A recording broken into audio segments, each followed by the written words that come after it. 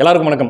இந்த திமுக கரகாட்ட கோஷ்டியோட வரலாறு தெரிஞ்சவங்களுக்கு நல்லாவே தெரிஞ்சிருக்கும். என்ன அப்படின்னா, எப்போல்லாம் எதிர்க்கட்சிகள் திமுக மேல விமர்சனம் வைக்கிறாங்களோ, அது வந்து அரசியல் ரீதியான விமர்சனமா இருக்கட்டும், அல்லது நிர்வாக ரீதியான விமர்சனமா இருக்கட்டும், இந்த நேரத்திலலாம் திமுக கோட்டை விட்டுருக்குது, இந்த நேரத்திலலாம் திமுக மக்கள் விரோத போக்க கையாண்டுருக்குதுன்னு விமர்சனம் வைக்கிறாங்களோ, அப்போல்லாம் திமுகவுக்கு அதுக்கு பதிலடி கொடுக்கறதுக்கு பதில் இருக்காது. அதுக்கு பதிலாக என்ன பண்ணுவாங்க அப்படின்னா, அவர்களுடைய அந்த பிரம்மாஸ்திரத்தை கையில் எடுத்துருவாங்க. அது என்ன பிரம்மாஸ்திரம் அப்படின்னா, அநாகரிகம், அவதூறு, ஆபாசம், இதெல்லாம் தான் திமுகவுடைய பிரம்மாஸ்திரங்கள். அது இன்னைக்கு நேற்று இல்லை, அந்த காலத்திலிருந்தே அதுதான் இருக்குது. ஆனால் இதில் ஒரு ஸ்பெஷாலிட்டி என்னன்னா, அடுத்த கட்சியை தாழ்த்தி பேசுறதா நினச்சிக்கிட்டு, கிண்டல் அடிக்கிறதா நினச்சிக்கிட்டு பேசுவாங்க. ஆனால் அப்படி பேசும்போதே தங்களுடைய தாழ்வு மனப்பான்மையை வெளிப்படுத்திடுவாங்க, வெளியே கொட்டிடுவாங்க. அது அவங்களுக்கே தெரியாது. ஆனால் ஒவ்வொரு வாட்டியும் அதான் நடக்கும். ஒன்றும் இல்லை, 2006 2011 வரையிலான கவர்மெண்ட், டிஎம்கே கவர்மெண்ட் பார்த்தீங்கன்னா மைனாரிட்டி கவர்மெண்ட். நமக்கு நல்லாவே தெரியும் இல்லையா? 118 சீட்டு ஜெயிச்சா மட்டும்தான் பெரும்பான்மை ஆட்சி அமைச்சு ஆட்சி நடத்த முடியும். ஆனால் அந்த சமயத்தில் திமுக கூட்டணி கட்சிகளோட தயவுல தான் ஆட்சி நடத்திட்டு இருந்துச்சு. அந்த நேரத்தில் எதிர்கட்சி தலைவராக இருந்த ஜெயலலிதா அவர்கள் வார்த்தைக்கு வார்த்தை எப்பெல்லாம் திமுகவை பற்றி குறிப்பிட்டு பேசுகிறாங்களோ அப்போவெல்லாம் மைனாரிட்டி திமுக, மைனாரிட்டி திமுக, மைனாரிட்டி திமுக அப்படின்ட்டு கருணாநிதி அவர்களுடைய உள்ளத்துக்குள்ள அந்த தாழ்வு மனப்பான்மையை விடாமல் விதைச்சிக்கிட்டே இருந்தாங்க. ஒரு கட்டத்தில் கடுப்பான கருணாநிதி அவர்கள், ஒருவேளை மைனாரிட்டி திமுக அப்படின்ட்டு ஜெயலலிதா அவர்கள் திமுகவை சொல்கிறாங்க அப்படின்னா, உண்மையாகவே அதுக்கு பதிலடி கொடுக்கணும் அப்படின்னா, நாகரிகமாக பதிலடி கொடுக்கணும் அப்படின்னா, அதிமுக ஏதாவது ஒன்று சொல்லிட்டு போயிடலாம். இந்த அதிமுக அப்படி அதிமுகன்னு ஏதோ ஒன்று சொல்லிட்டு போயிடலாம். ஆனால் அதை பண்ணல. அதுக்கு பதிலாக கருணாநிதி அவர்கள் என்ன பண்ணார் அப்படின்னா, ஜெயலலிதா அவர்கள் திமுகவை மைனாரிட்டி திமுக என்று சொன்னால், நான் ஜெயலலிதாவை திருமதி ஜெயலலிதா என்று கூப்பிடுவேன் அப்படின்னார். எப்போ அந்த வார்த்தையை கருணாநிதி அவர்கள் சொன்னாரோ அந்த செகண்டே ஜெயலலிதா அவர்களிடம் கருணாநிதி அவர்கள் தோற்று போய் விட்டார். ஏன்னா வீழ்ந்து விட்டார், அங்கேயே விழுந்துட்டார். ஏன்னா அந்த அளவுக்கு தாழ்வு மனப்பான்மை உள்ள ஊறி போய் அது கோபமாக வெளிப்பட்டு அதை நாகரிகமாக கூட சொல்ல வழி இல்லாமல் திருமதி ஜெயலலிதா அப்படின்னு தான் நான் சொல்லுவேன் அப்படின்ட்டு. ஏன்னா ஜெயலலிதா அவர்கள் நமக்கு தெரியும், அவர்கள் திருமணம் செய்து கொள்ளவில்லை. அப்படின்னும் போது அவர்களை திருமதி ஜெயலலிதா என்று அழைப்பது முறையாகாது. அவர்கள் தன்னை செல்வி ஜெயலலிதா என்று தான் அடையாளப்படுத்திட்டு இருக்கிறார். அப்படின்னும் போது இப்படி சொல்ல வேண்டிய அவசியம் என்ன? ஒருத்தருடைய பர்சனல் வாழ்க்கைக்குள்ளே நம்ம போக தேவையில்லை. அரசியல்வாதிகள் ஒவ்வொருத்தருக்குமே இருக்கும், பர்சனல் வாழ்க்கைன்றது இருக்கும். அப்படி பார்த்தா ஐயா கருணாநிதி அவர்களுடைய பர்சனல் வாழ்க்கைக்குள்ளே போகணும் அப்படின்னா, ஐயா கண்ணதாசன் அவர்கள் எழுதிய வனவாசம் புத்தகத்தை படிச்சிங்கன்னா தெரிஞ்சிடும் நம்ம ஐயா கருணாநிதி அவர்களுடைய வரலாறு என்ன அப்படிங்கிறது. அப்போது நேரடியாக அந்த எதிர்கொள்ள துணிவில்லாமல் இந்த மாதிரியான ஒரு ஆபாச தாக்குதல் நடத்துறது தான் திமுகவுக்கு அப்போ இருந்து இப்போ வரைக்கும் அது பழக்கமாக இருக்குது, திராவிட பழக்கமாக இருக்குது. இதே மாதிரி தான் ஒரு தடவை அண்ணாதுரை அவர்கள் 2 மணி நேரம் இந்த திராவிட நாடு பற்றி ஸ்பீச் கொடுத்துட்டு உட்காரும்போது ஒரு பெண்மணி எந்திரிச்சு, நீங்கள் சொன்னீங்களே, இவ்வளோ நேரம் சொன்னீங்களே, அந்த திராவிட நாடு எங்கே இருக்குது அப்படின்ற கேள்வி கேட்டாங்க. எங்கே இருக்குதுன்னு இருந்தால் தானே சொல்ல முடியும். இல்லாத திராவிட நாட்டுக்கு ஒரு காலத்தில் போராடிட்டு இருந்தாங்க. அடைந்தால் திராவிட நாடு, இல்லை என்றால் சுடுகாடு அப்படின்ட்டு போராடிட்டு இருந்தாங்க. கடைசியில் அது விளங்காமல் போச்சுங்கிறது எல்லாருக்குமே தெரியும். அப்போது அந்த பெண் கேட்குறாங்க, நீங்கள் சொல்கிற அந்த திராவிட நாடு எங்கே இருக்குதுன்னு கேட்கும்போது ஐயா கருணாநிதி அவர்கள் பதில் சொல்கிறாரு, நாடாவை அவிழ்த்து, அதை நான் என் வகையால் சொல்ல விரும்பல, திமுக உடன்பிறப்பு ஒருத்தர் அதை பெருமையா சொல்லியிருப்பாரு பாருங்க. நீங்க பாருங்க, கலைஞர் உடனே எழுந்து சொன்னாரா, நாடாவை அவிழ்த்து பாவாடை தூக்கி பார்த்தால் திராவிட நாடு தெரியும். திராவிட நாடு எங்க இருக்குதுன்ற கேள்விக்கு இப்படி ஒரு மட்டமான ஆபாசமான பதில கருணாநிதி அவர்கள் சொல்லியிருக்க வேண்டிய அவசியம் இல்லை. அதுக்கப்புறம் ஒரு விளக்கத்தை கொடுக்குறாரு. அதாவது கோப்புகளில் இருக்கக்கூடிய அந்த நாடாவை அவிழ்த்து அப்படி இப்படின்ட்டு உருட்டியிருக்காப்புல, அதுக்கு டைரக்டாக அப்படி சொல்லிட்டு போயிருக்கலாமே. எதுக்கு ஒரு ஆபாசமான தோற்றத்தை ஏற்படுத்தக்கூடிய ஒரு பதில் எதுக்கு சொல்லணும் அப்படின்னா, அதான் திராவிடம், அதான் திமுகன்னு வச்சுங்களேன். அன்றிலிருந்து இன்று வரை அந்த திராவிட பாரம்பரியம் அப்படியே தொடர்ந்துக்கிட்டே வருது. எதுக்கு நான் சொல்கிறேன் அப்படின்னா, இப்போ சமீபத்தில் உதயநிதி அவர்கள் ஒரு மேடையில் விஜய் அவர்களை பற்றியும் எடப்பாடி பழனிசாமி அவர்களை பற்றியும் சரமாரியாக பேசியிருக்காப்புல. என்னென்னா, நமக்கு நல்லாவே தெரியும், எடப்பாடி பழனிசாமி அவர்கள் கொஞ்ச நாளாக கிட்டத்தட்ட 100க்கும் மேற்பட்ட தொகுதிகளில் சுற்றுப்பயணம் செஞ்சு அங்கே இருக்கக்கூடிய மக்களை சந்தித்து அங்கே திமுக அரசியல் இருக்கிற குறைகளை சுட்டி காட்டிட்டு வராப்புல. இப்போ அந்த கேள்விகளுக்கு பதில் சொல்கிறதுக்கு வக்கில்லை. எடப்பாடி பழனிசாமி அவர்கள் என்னென்ன விமர்சனங்களை வைக்கிறாரோ அதுக்கு பதில் சொல்கிறதுக்கு வக்கில்லை. அதுக்கு பதிலாக எடப்பாடி பழனிசாமி திட்டு, இதுதான் திமுகவுடைய பாரம்பரியம்னு வச்சுங்களேன். கிட்டத்தட்ட பார்த்தீங்கன்னா 2 மாதமாக இவர் நம்ம உதயநிதி அவர்கள் எங்கே இருந்தாருன்னு யாருக்குன்னே தெரியல. எந்த ஒரு அரசு விழாக்கு, அரசு நிகழ்ச்சிகள்லையும் கலந்துக்கிறதில்ல, எந்த ஒரு பொது நிகழ்ச்சிகள்லையும் கலந்துக்கிறதில்ல. 2 மாதம் எங்கே ஒளிஞ்சிட்டு இருந்தாருன்னு யாருக்குமே தெரியல. ஒரு வேளை அந்த திராவிட நாடு எங்கே இருக்குதுன்னு தேடிட்டு இருந்திருப்பாரா அப்படின்னு தெரியல, இல்லை அந்த திராவிட நாட்டில் வாழ்ந்துட்டு இருந்தாரான்னு தெரியல. மற்றபடிக்கு இல்லை, கிரவுண்டில் இல்லை. திடீர்னு இப்போ மேடையில் நின்றுக்கிட்டு எடப்பாடி பழனிசாமி சொல்லிட்டு இருந்தார், ஒரு மிகப்பெரிய ஒரு பிரம்மாண்ட கட்சி நம்மகிட்ட கூட்டணிக்கு வர இருக்குது அப்படின்னு சொல்லிட்டு இருந்தாரு. அப்புறம் ஒரு ஊரில் போயிட்டு வேற கட்சி கொடியை அவங்க தொண்டர்கள் கையில் கொடுத்து ஆட்டை வச்சுட்டு, பார்த்தீங்களா அப்படின்ட்டு எடப்பாடி பழனிசாமி அவர்கள் கேட்குறாரு அப்படின்ட்டு. பார்த்தீங்களா தினேஷ் சார் இந்த ஸ்பீச் கொடுக்கறத பற்றி, இந்த பேச்சு ஆற்றல் பற்றிலாம் நம்ம கட்சிக்காரங்க பேசலாமா? சொல்லுங்க பார்க்கலாம். இதில் வந்து நீங்கள் இப்படி கையை வேற காட்டி எடப்பாடி பழனிசாமி அவர்கள் உடல் மொழியை வேற நீங்கள் கிண்டல் பண்ணுறீங்க. சரி, ரைட்டு. நம்ம அப்பா எப்படிப்பட்ட பேச்சாளர், அவர் எப்படிப்பட்ட பேச்சுகளெல்லாம் பேசி பலவிதமான திருக்குறள்கள், பலவிதமான பழமொழிகள்லாம் சொல்லி அசத்திருக்கிறார் அப்படிங்கிறது தமிழ்நாட்டு மக்களுக்கே தெரியும். ஐயா ஸ்டாலின் அவர்களுடைய அசர வைக்கும் பேச்சுகள் அப்படின்ட்டு எடுத்து போட்டோம்னா ஒரு நாளே பத்தாது, அந்த அளவுக்கு பேசுகிறாரு. அப்படின்னும் போது நம்ம அந்த ஏரியாவை தொடக்கூடாது, அந்த ஏரியாவில் நம்ம காமெடி பண்ணக்கூடாது. திமுகவுக்கு அது ரெஸ்ட்ரிக்டட் ஏரியா, ஓகேவா? ஒன்று. இன்னொன்று வந்து எடப்பாடி பழனிசாமி அவர்கள் அவர் பெரிய பேச்சாற்றல் கொண்ட பேச்சாளர்லாம் கிடையாது. அவர் அந்தந்த பகுதிகளுக்கு போகிறாரு, அந்தந்த பகுதிகளில் மக்கள் பிரச்சனை என்ன இருக்குதுன்னு கேட்டு தெரிஞ்சுக்கிறாரு. அந்தந்த தொகுதியில் இருக்கிற அவருடைய மாவட்ட நிர்வாகிகள், மாவட்ட செயலாளர்கள் மூலமாக அந்தந்த பகுதிகளில் பிரச்சனையை கேட்டறிஞ்சு அதை மக்கள்கிட்ட பேசுகிறாரு. இதுதான் அவர் பண்ணுறாரு. உங்களை மாதிரி போய் ஒளிஞ்சிக்கிட்டு ஏதாச்சும் ஒரு கல்யாண ஃபங்க்ஷன் அங்கே போயிட்டு இதுதான் திராவிட கல்யாணம் அப்படிங்கிறது இப்படி உருட்டிட்டுலாம் அவர் இல்லை. அப்படின்னும்போது விஜய் வந்து கூட்டணிக்காக ஒரு எதிர்பார்த்து காத்துக்கிட்டு இருந்தார். இப்போ வந்து இப்போ கூட்டணிக்கு பிச்சை எடுத்தார் எடப்பாடி பழனிசாமின்லாம் நீங்கள் பேசியிருக்கிறீங்க, ரைட்டு. உண்மையாகவே எடப்பாடி பழனிசாமி அவர்கள், விஜய் அவர்கள் வந்து கூட்டணிக்கு வருவாருன்னு எதிர்பார்த்து காத்துக்கிட்டு இருந்து அங்கே பாருங்கள் பிள்ளையார் சொல்லி போட்டாங்க அப்படின்ட்டு அதை நம்பிக்கிட்டு தான் பேசி, அதுக்கப்புறம் விஜய் வந்து இல்லை நான் தான் முதல்வர் வேட்பாளர் அப்படின்னு சொன்ன உடனே எடப்பாடி பழனிசாமி அவர்கள் அவரே டிசப்பாயிண்ட் ஆன மாதிரி உருட்டிட்டு இருக்கிறீங்க. எடப்பாடி பழனிசாமி அவர்கள் ஆமாம் சொன்னார், பாருங்கள் பிள்ளையார் சொல்லி போட்டாங்க அப்படின்னு சொன்னார். எதுக்காக அப்படின்னா அதுக்கான விளைவை தான் இப்போ நீங்கள் அனுபவிச்சுட்டு இருக்கிறீங்க. என்னது, KS அழகிரி சமீபத்தில் சொன்னாரா? என்ன சொன்னார்? எங்களுக்கு வந்து இப்படி தான் கூட்டணி ஆட்சி வேணும், எங்களை திமுக வந்து ஏமாத்திட்டு இருக்குது அப்படின்ட்டு ஒரு பெரிய குண்டை தூக்கி போட்டாரா? கூட்டணி ஆட்சி கேட்கறதுன்றது, அதிக சீட்டு கேட்கறதுன்றது உடனே அது கூட்டணிக்கு குந்தகம் விளைவிப்பது ஆகாது, இதை முதல்ல திமுக புரிஞ்சுக்கணும் அப்படின்ற மாதிரி பேசினாரா? இன்னொரு பக்கம் திருமாவளவன் அவர்கள் ஒரு பக்கம் பேசிட்டு இருக்காரா, நாங்கள் இந்த தடவை அதிக தொகுதிகள் கேட்போம் அப்படின்ட்டு. அதுக்காக தான் எடப்பாடி பழனிசாமி இப்படி பேசினாரே தவிர மற்றபடிக்கு வேற ஒன்றும் கிடையாது. அவர் ஒன்றும் கூட்டணிக்கு எதிர்பார்த்து காத்திருந்து அதுக்கப்புறம் வரலன்னு உடனே போய் விஜய் மேலே உளுந்து புரண்டு புராண்டி அப்போ இருந்து விஜய் மட்டும்தான் என்னுடைய டார்கெட் அப்படின்ட்டு டார்கெட் செட் பண்ணி விஜயை கடிச்சிட்டு இருக்கிற அளவுக்கு அவர் முட்டாள் இல்லை, ஓகேவா? அது ஒன்று. ரெண்டாவது, கூட்டணிக்கு கெஞ்சறதை பற்றி திமுக காரங்க நம்ம பேச முடியாது, பேசக்கூடாது. ஏன்னா விஜயகாந்த் அவர்கள் கூட்டணிக்கு வருவாருன்னு நாக்க தொங்க போட்டு காத்துக்கிட்டு இருந்துட்டு பத்திரிகையாளர்கள் வந்து கேட்கும்போது கூட இந்த பழம் நழுவிருச்சு, இதான் வந்துக்கிட்டே இருக்குது, இந்த பால் இங்கே இருக்குது, பழம் இங்கே இருக்குது, அவ்வளோதான், கிட்ட வந்து உள்றது மட்டும்தான் பாக்கி அப்படின்ற மாதிரி ஐயா கருணாநிதி அவர்கள் பேசினாரு. ஞாபகம் இருக்குதா? தேமுதிகவுடனான கூட்டணி, திமுக கூட்டணி முடிவாகி விட்டதா?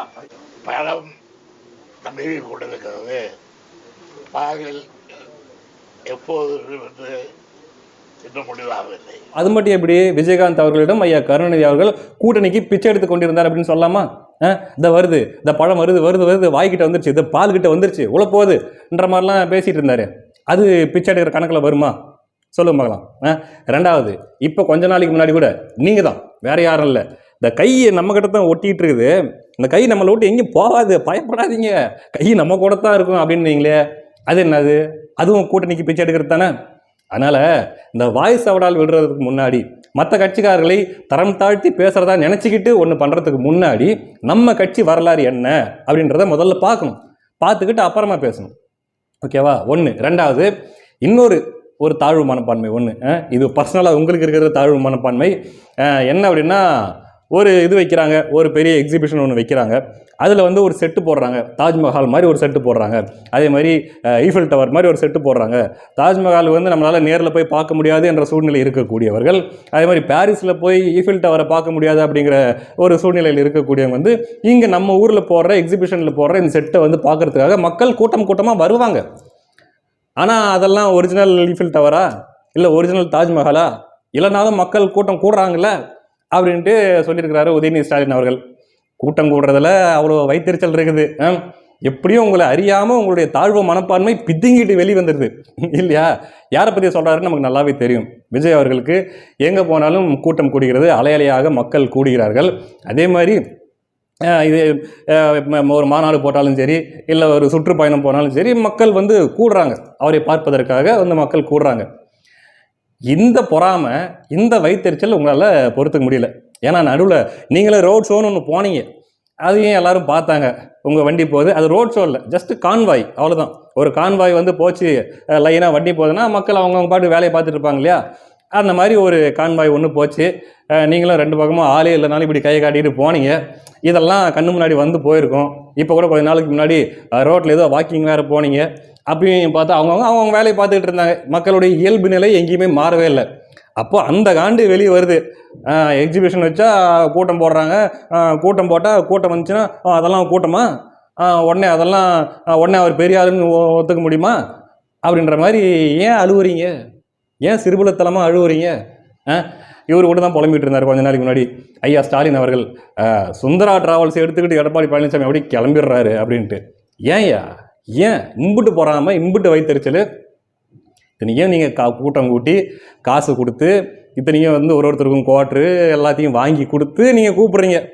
ஆனாலும் பார்த்தீங்கன்னா அந்த முப்பெரும் விழா என்ன நடந்துச்சு அப்படின்றத எல்லாரும் பார்த்தாங்க. எல்லாம் காலி. அதுவும் மழை வந்த உடனே எல்லாம் திப்புன்னு எந்திரிச்சு ஓட ஆரம்பிச்சிட்டாங்க. செந்தில் பாலாஜிக்கு வரலாற்று அவமானம். இதையெல்லாம் பார்த்து மற்றவங்களுக்கு கூட்டம் கூடுது அப்படின்னா உங்களுக்கு பொறாமை வரத்தான் செய்யும். நான் சொல்லல ஏற்கனவே, இவங்களை அறியாமையே இவர்களுடைய தாழ்வு மனப்பான்மை வெளியே வந்துடும் அப்படின்ட்டு. அதான் இதெல்லாம். அப்புறம் சமூக வலைதளங்களில் இன்னொரு சுவாரஸ்யமான விஷயம் நடந்துட்டு இருக்குது. என்ன அப்படின்னா, நேற்று இந்த ஜனநாயகன் படத்து பாட்டு 1 ரிலீஸ் ஆச்சு.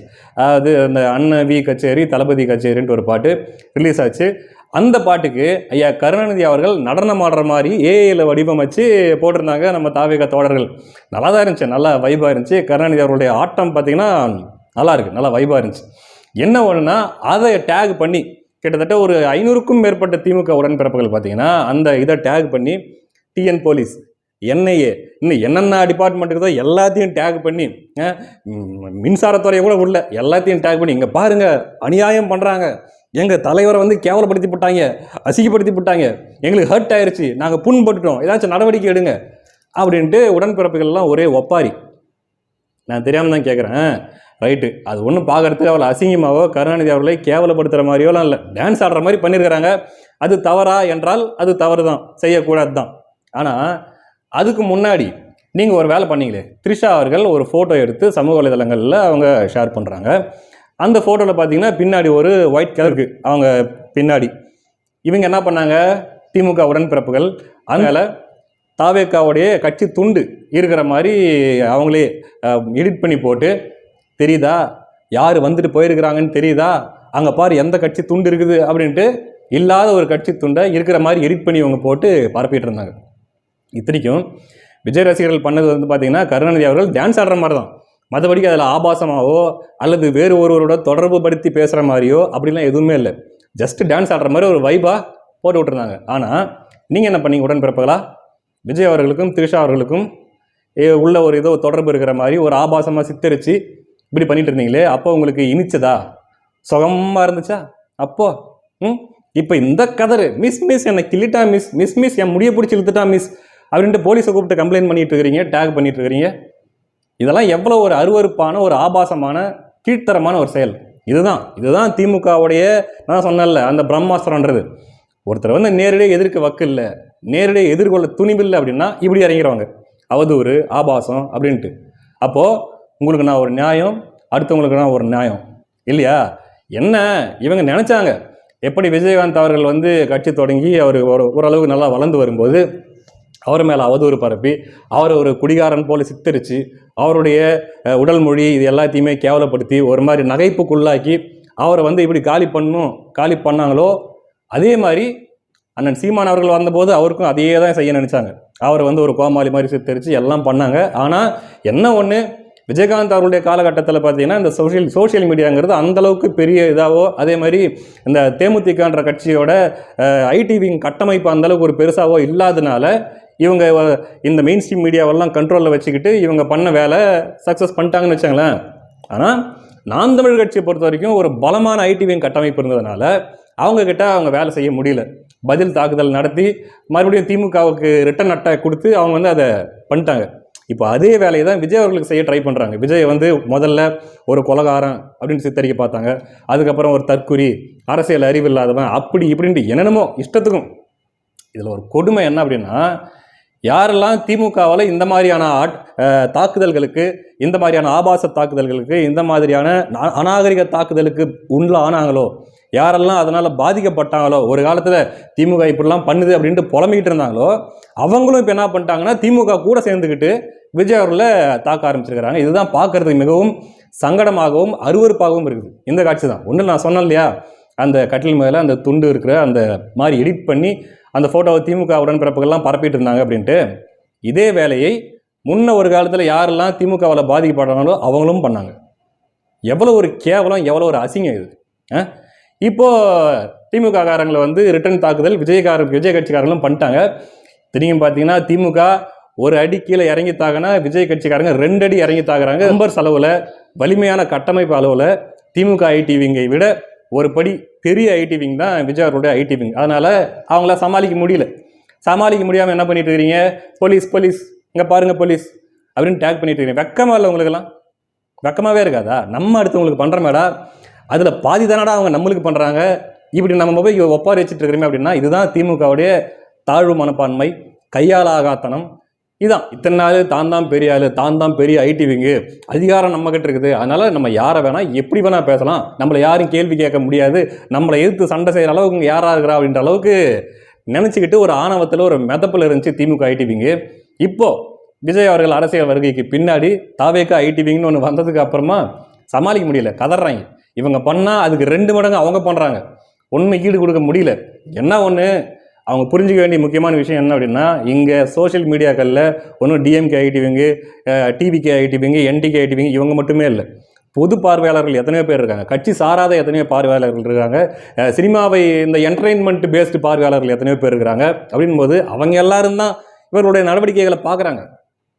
அப்போ பார்க்கும்போது இவங்க பண்ண இவங்க எவ்வளோ கீழ்த்தரமான ஆளுங்க, எவ்வளோ மட்டமான ஆளுங்க இந்த திமுக ஐடி விங்கை சார்ந்தவர்கள் உடன்பிறப்புகள் அப்படின்றது அவங்க பார்த்து தெரிஞ்சுக்குவாங்க. அதனால் நீங்கள் பண்ணுற இதே வேலையை பண்ணுங்கள். நீங்கள் அடுத்தவங்களுக்கு பண்ணும்போது உங்களுக்கு சுகமாக இருக்கும். அதில் 10% அடுத்தவங்க உங்களுக்கு பண்ணிட்டாங்கன்னா இப்படி கதறுவீங்க, கோழத்தனமாக கதறுவீங்க. அப்போ இந்த மாதிரி விஷயங்களை நம்ம ஊக்குவிக்கிறோமா அல்லது சப்போர்ட் பண்ணுறோமா அப்படின்னா கிடையாது. இறந்த ஒரு தலைவரை பற்றி இந்த மாதிரி ஏஐயில் அநாகரிகமாக ஒரு மாதிரி எடிட் பண்ணி இந்த மாதிரி சித்தரிக்கிறதோ, அல்லது ஒரு கட்சி தலைவரையோ ஒரு நடிகையோடு ஒப்பிட்டு ஆபாசமாக பேசுகிறதோ, இது எல்லாமே தவறானது தான். அப்படி விஜய் அவர்களை நீங்கள் வந்து ஒரு நடிகையோடு ஒப்பிட்டு திமுக உடன்பிறப்புகள் ஆபாசமாக பேசுகிறீங்க அப்படின்னா, உதயநிதி அவர்கள் பின்னாடி ஏகப்பட்ட கதைகள், ஏகப்பட்ட வரலாறுகள், ஏகப்பட்ட சம்பவங்கள் எல்லாமே இருக்குது இல்லையா? அதை எடுத்து மற்றவங்க பேச ஆரம்பித்தா நல்லா இருக்குமா? அப்போ அரசியல்ன்றது உண்மையாகவே நீங்கள் சொல்கிற மாதிரி சாக்கடையாக தான் இருக்கும். அந்த சாக்கடையில் நீங்கள் பிறந்துகிட்டே இருக்கணும். எதையுமே நம்ம ஊக்குவிப்பது கிடையாது. என்ன ஒன்று, திமுககாரன் இப்போ கதறிட்டு இருக்கிறான் அப்படின்னா அதோட ஆரம்ப வேறே அவன் ஆரம்பித்து வச்ச கலாச்சாரம் தான் அது. இப்போ அதுக்கான பயனை, அதுக்கான வினையை அவன் அனுபவிச்சுட்டு இருக்கிறான். அவ்வளோதான். முதல்ல உங்களுக்கு யாரும் அதை செய்யக்கூடாது அப்படின்னா முதல்ல நீங்கள் அடுத்தவங்களுக்கு அதை செய்யக்கூடாது. முதல்ல அப்படிப்பட்ட ஒரு நாகரிகத்தை திமுக காரங்க வளர்த்துக்க பாருங்க அப்படின்னு நான் சொல்ல மாட்டேன். ஏன்னா அது உங்களுக்கு வரவே வராது. அதனால் அடிச்சுன்னு சாவுங்க. அடுத்த காணொலியில் சந்திக்கலாம். நன்றி.